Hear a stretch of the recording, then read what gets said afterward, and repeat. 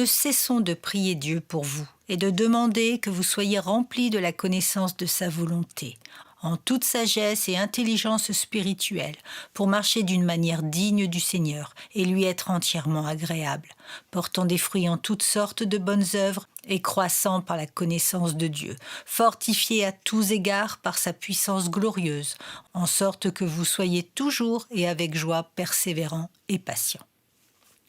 Si nous ne connaissons pas la volonté de Dieu, nous risquons de faire ce qui nous semble bon à nos propres yeux. Mais agir ainsi rendra notre œuvre stérile. Le but final est de plaire au Seigneur, et pour cela, il nous faut connaître sa volonté. C'est pour cette raison que Paul prie, et c'est également ce que nous sommes appelés à faire pour nos frères et sœurs et pour nous-mêmes. Nous pouvons être très pieux et pourtant ne pas accomplir l'œuvre de Dieu. Rechercher la volonté de Dieu est essentiel. Pour la connaître, il faut déjà se détacher des choses du monde et de son influence et se laisser renouveler par l'Esprit de Dieu.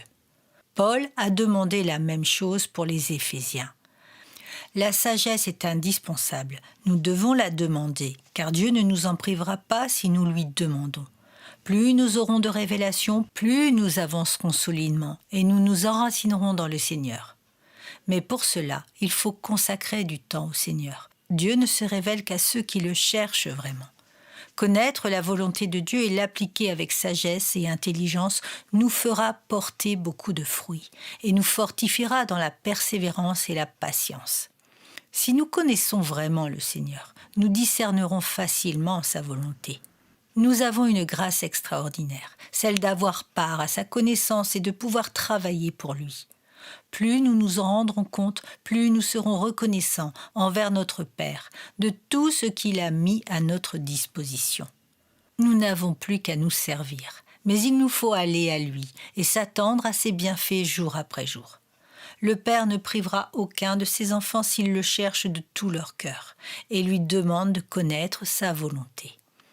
Aujourd'hui, nous sommes dans la lumière et c'est pour cela que nous pouvons marcher dignement dans le Seigneur. Nous avons tout reçu, c'est pourquoi nous avons besoin de révélation pour rentrer pleinement dans cette vérité et ne plus nous priver de la grâce qui nous a été faite.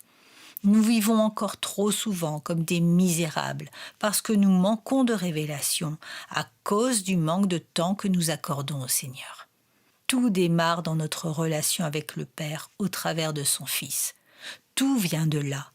Plus nous serons proches de lui, plus nous connaîtrons sa volonté et le servirons comme cela lui plaît.